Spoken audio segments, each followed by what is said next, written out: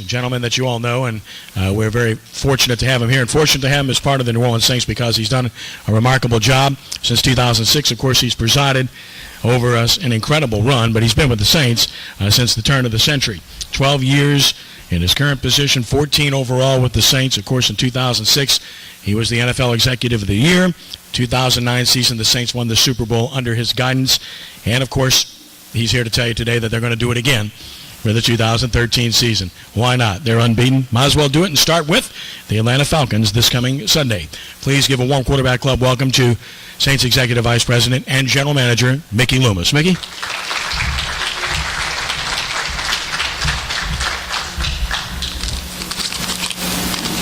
I didn't need these glasses 14 years ago, but I do now. First of all, I appreciate the opportunity to be with you here today. I apologize for standing you all up last week, but we ended up making a trade that day, and I didn't want to leave the office without that being completed. Man, we're excited to get this 2013 season underway.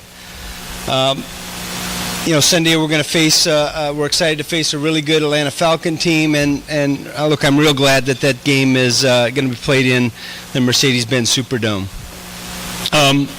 We've had a good off season. It began with the reinstatement of Coach Payton and the hiring of a new defensive coordinator, Rob Ryan. And look, it's progressed as a what I would call a normal off season. No suspensions, no lockouts, no protracted contract holdouts, no wiretapping accusations, and unfortunately no White House visits either. So it was a relatively uneventful off season in terms of what we've been facing the last 3 or 4 years. We've had a good training camp, a good preseason. And, I think we always go into a training camp, every team does, with 2 goals. One, you want to prepare your team for the upcoming season, and secondly, you want to evaluate your team. And I think, look, the preparation part, we all understand that, getting ready to play, regular season, 16 games of football and progress to the playoffs, we understand that. Evaluation, though, is a really critical part of our job in the preseason. We've got to get the right 53 guys on our roster, and man, that's subjective. Obviously, we go by what we see, not necessarily by how a guy gets onto our roster originally, but we go by what we see. And nothing galls us more than to make a mistake and have a guy get out of the building and become successful with another team. And one thing that we've been able to do, I think, over these last 7 or 8 years anyway, is not make too many of those mistakes. And yet we've had a few. It galls me that Rob Ninkovich is up in New England starting and playing well for them, and we had him in our building not once but twice. So we're not infallible in that area. This last weekend is also what I would say is my least favorite weekend of the year, because look, we've got to get down from 75 players to 53, and we're cutting players that have put their heart and soul into an off season. They've been committed to what we ask them to do, and it's hard to cut these guys, and particularly when you're down to 75, because really almost all of them belong in the NFL, and there's just not enough room. And it's particularly difficult when you let go of a player like Courtney Roby, who we won a Super Bowl with. It's particularly difficult when you have to take a player like Will Smith and put him on injured reserve. And all of you know what Will Smith has meant to our club, our organization, our city, and the things that he's done for the New Orleans Saints over the last 10 years or so that he's been with our club. This roster that we've got is interesting because we've got 10 rookies on our club, and I just want to talk a little bit about these 10 rookies because, look, we're as excited about this group as a class as we have been in a long time. because, look, this is early to declare anything about these guys, and yet they've got the feel and look of a group that might be a core group for us for a number of years to come. Not unlike the class of 2006, when we got so many of the players that contributed to our success the last 6 or 7 years. We've got 6 undrafted free agents that have made our roster, and one undrafted free agent that has made Cleveland's roster at this point, Eric Martin. So that's I don't ever recall in my 30 seasons of football where we've had this many undrafted free agents make a club, especially a good club, and we are a good club. It's a testament to a couple things. One is our scouting staff, they do a great job of not only evaluating the players that we end up drafting, but having an eye for the type of guy, the type of player that would fit in with the New Orleans Saints. It's a testament to our coaches who are willing to look with an open mind at a young player that was undrafted and recognize talent and recognize guys that have the potential to be real good contributors to the New Orleans Saints. These 10 rookies, obviously the first guy, Kenny Vaccaro, the safety from Texas. Look, we all expect him to be a good player. That's why we take him in the first round, and he's done a great job in this off season and preseason. He's a physical player. He's got a presence to him, and he's progressing very well. He's going to get a lot of playing time this season, and we're looking for big things from him.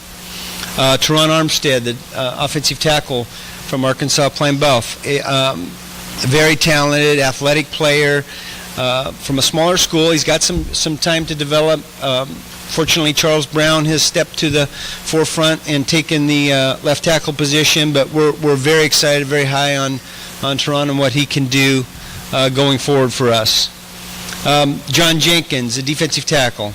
He has been a nice surprise, I think, in this preseason. He's been a very physical presence, has given us probably a little more pass rush than we might have expected from that position, and we feel very good about really good about our defensive line in general, but we feel real good about the inside guys in particular. Our 6th round pick, Kenny Stills from Oklahoma.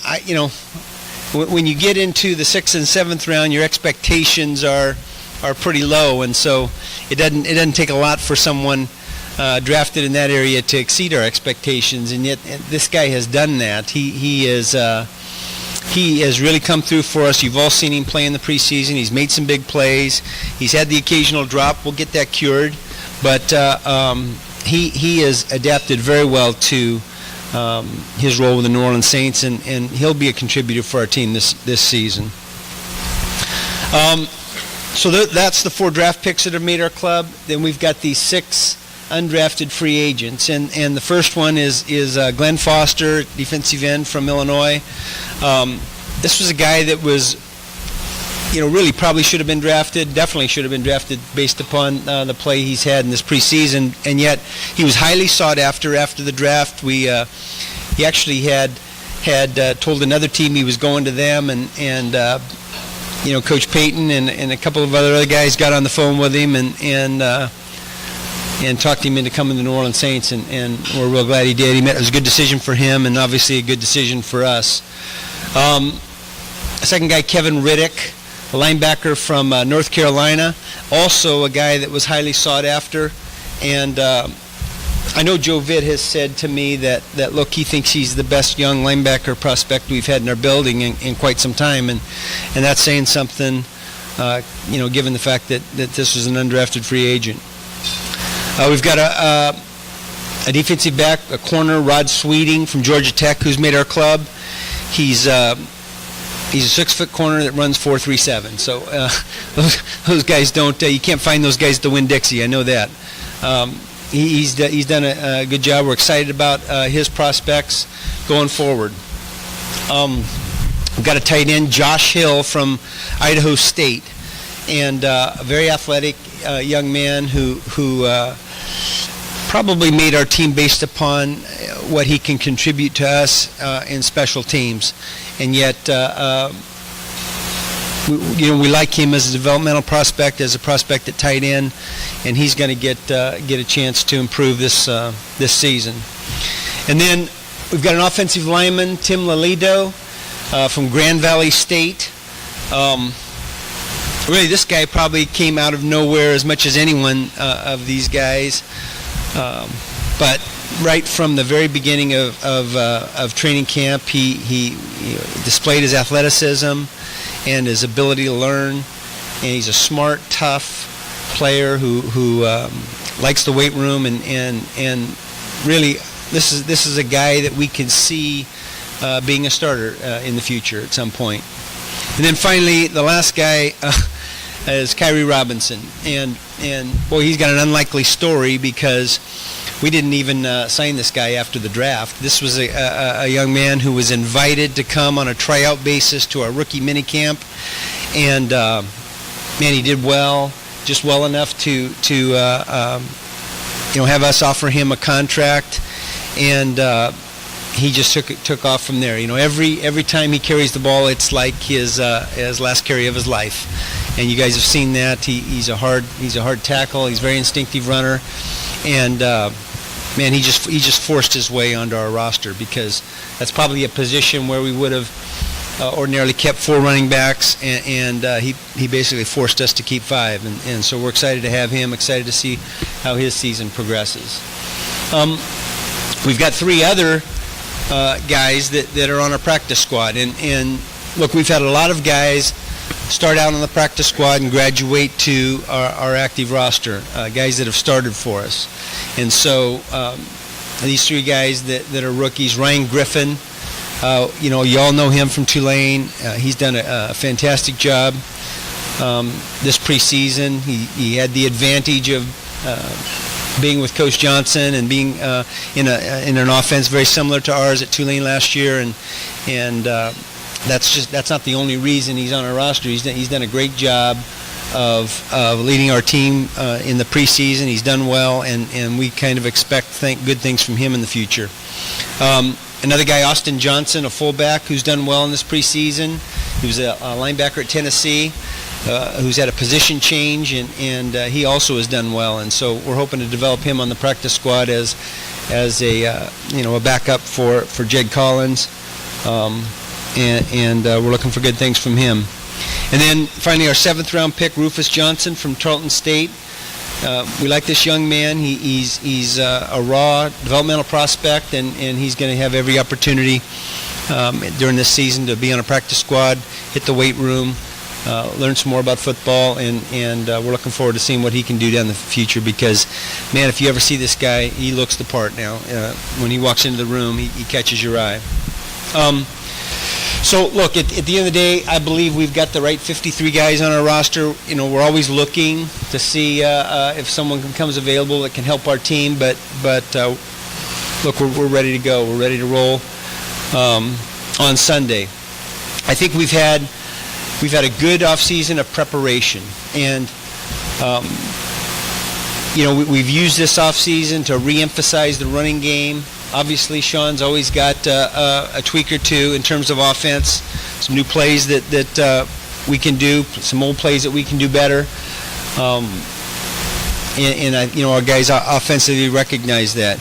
Defensively, we've had a change of scheme to a 3-4, but yet we're still going to play a lot of 4-man front defenses as well, and I think our guys have adapted well to that. I like that we have recaptured this aggressive mentality on defense, and I think we saw a lot of that in the preseason. Look, the preseason, both offensively and defensively, we had ups and downs. There were some very good things. There were some things that we need to correct, and I feel good about where we're at. I do think this first game Sunday will be a real good test for us. It'll be a real good gauge of where we're at. It's not, we're not going to win or lose the Super Bowl on Sunday, but it'll be a good test for us, and look, I'm excited that we're going to play the Atlanta Falcons, and I'm again excited that it's going to be in the Superdome.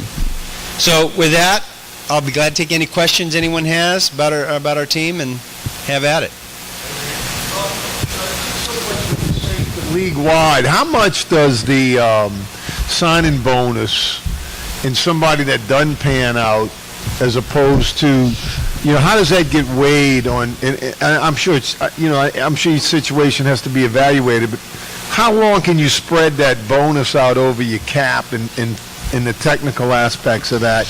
Yeah, it's spread out over just the number of years that the guy has a contract. So, if he signs a 4-year deal, it's spread out over 4 years. But when you terminate someone or trade someone, that can get accelerated into the current year, depending upon the timing of when you might do that. But really that doesn't or rarely affects our decision on whether to keep or cut somebody. We're going by how these guys can help us on the field, and we've demonstrated that in the past. We've had draft picks that didn't make it in favor of free agents that we saw more from, and so we had that this year. We had a 7th-round pick that ended up being terminated, waived. Unfortunately for us, he cleared waivers and is on our practice squad, but we kept undrafted free agents over that guy.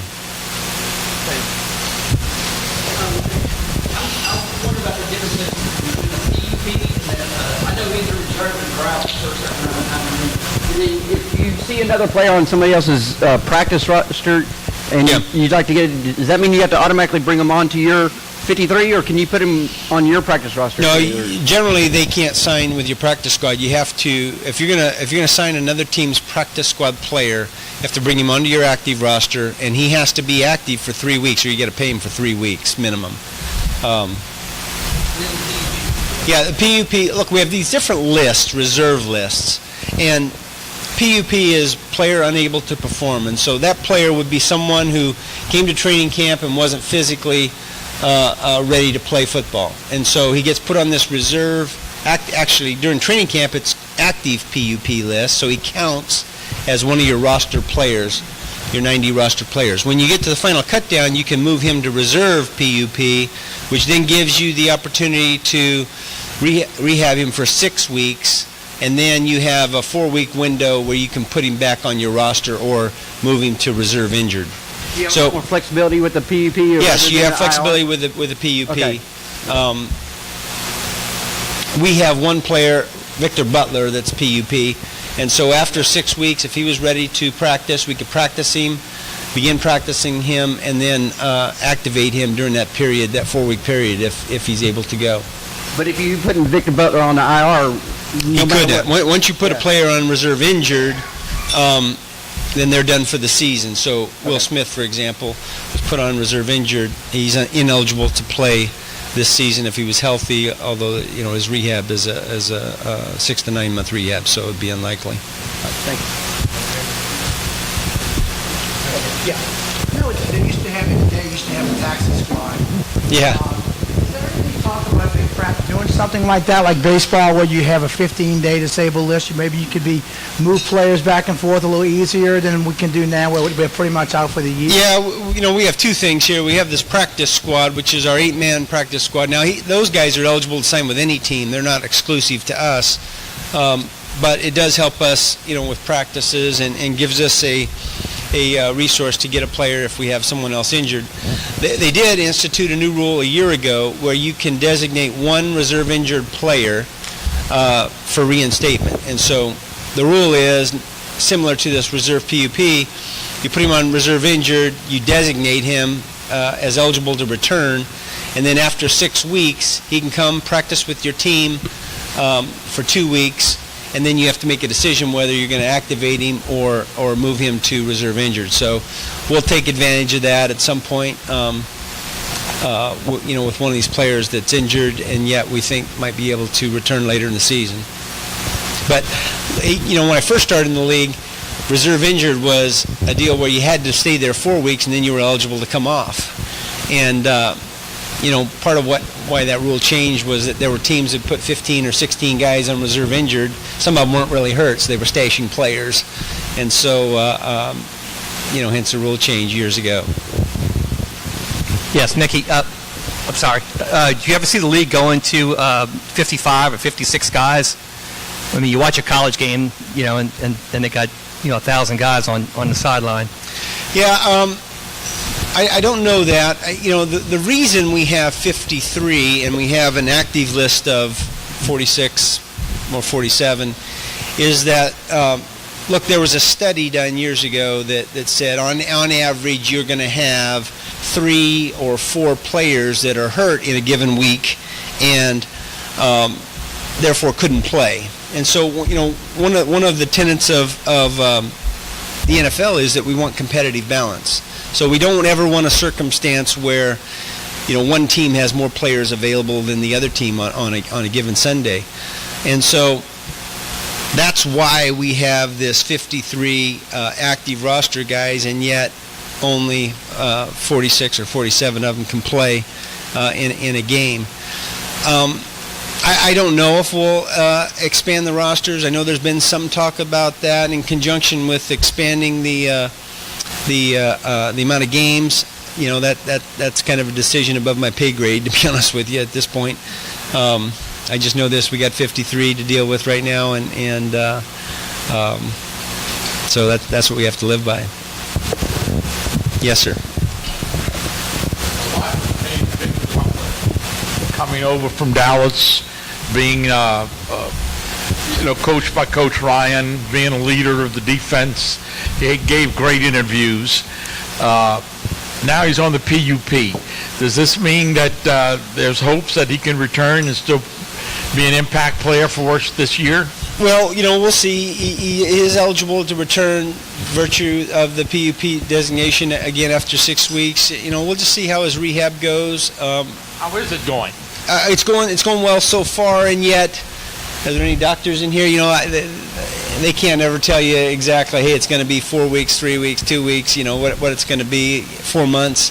Every guy, it seems like, heals at a different rate. He's doing well, but it remains to be seen how if he's healthy enough to come back later this season. Look, we were excited about having Victor Butler in our program.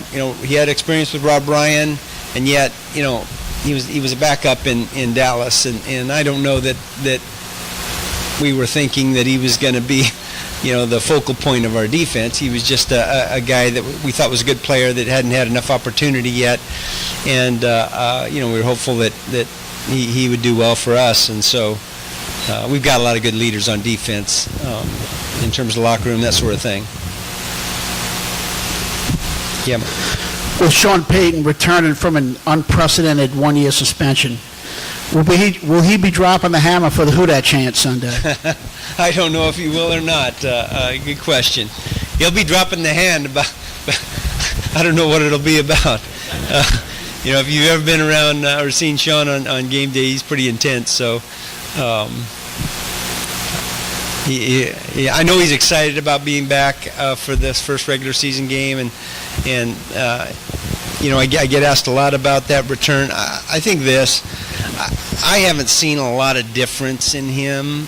He's always been focused, intense, excited about coaching, our team. But that's the way he's been every year. And I think I think that. We missed him a lot in a lot of areas, and I know he's excited about being back, and we are too. But man, we're getting the same coach we had before, and the coach we had before was pretty damn good. What's that? About dropping the chant? Yeah, there's nothing that prevents him from doing that. He'll get us excited. Yes, sir. Have you noticed in the last, 8 to 10 years, a change in how teams view backup quarterbacks in relation to how much are they willing to put under the salary cap? Yeah. Are you prepared to we're just going to have a body? Teams used to carry 3, now most only carry 2. Yeah, it's good. It's a good question. Wasn't there 2 or 3 games last year where a team went into a game with only a starter on the active? Yeah, I don't know that anybody's done that particular thing. I don't remember that. It is interesting how the backup quarterback positions kind of evolved over the last, really since we've had a salary cap. And, I think teams view it differently based upon who their number one quarterback is. And I think the teams like us, Green Bay, Denver now, New England, look, when you have an elite quarterback that you're paying a large portion of your salary cap to, you just can't afford to have resources invested in the next guy. You just can't. So you're going with younger players, or you're going with, veteran players that don't command the kind of salaries that take away from another position. Most teams, we're one of them, we're spending to the salary cap every year. So whatever, it's a puzzle for us. So whatever we give player A is something that we can't give player B. And that at times costs you players. Chase Daniel, I'm sure, would have liked to have stayed, and yet he got a deal that we just were unwilling and unable to match, because it was going to take away from improving our team in other areas. And so the answer to your question is yes, it has changed, but it kind of depends upon what you have at the first position. Some teams that don't have that elite guy, they're not as comfortable, and so they want to have 2 or 3 bites at the apple, if you will. And look, I understand that. We've been in that position before. But when you have a guy of the caliber of Drew Brees or Tom Brady or Peyton Manning or Aaron Rodgers or so on, then almost all those teams are going to have a lot less money invested in their backup quarterbacks. Yeah, thank you, Mickey, for being here. And here's a question I've asked Kenny and Coach Gillay about Tim Tebow. Whether you love him or hate him or whatever, he's a Heisman Trophy winner. He won a national championship. He won a divisional championship in the NFL. He won an NFL playoff game almost single-handedly.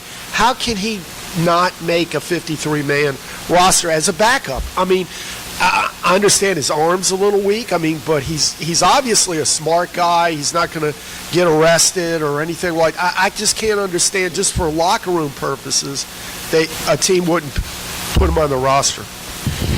Well, I don't have any firsthand experience with Tim Tebow, so I can't answer really that question relative to him. But I can say this: look, there's been lots of Heisman Trophy winners going back through history that didn't have success in the NFL.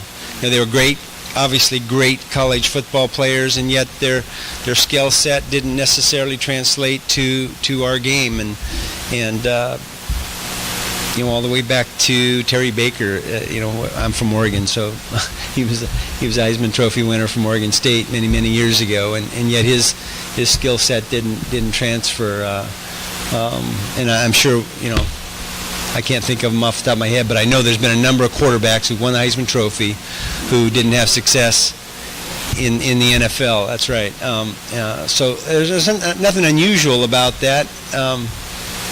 I like Tim Tebow from afar. I think he is everything that you say, in terms of the kind of guy you want in your locker room. And yet, you only want guys in your locker room that are going to contribute to your team on the field in some way. Because that's the nature of having a 53-man roster. Yeah, but I don't know that he's willing to play any position other than quarterback right now. That's what he wants to do, and look, we all respect that. He's had success as a quarterback at the college level, and had some success with Denver as well. But we haven't had any firsthand experience with him, so I don't even like talking about a player, in terms of that when I haven't had firsthand experience with him. Anyway, I appreciate being here. Oh, one more? Yeah.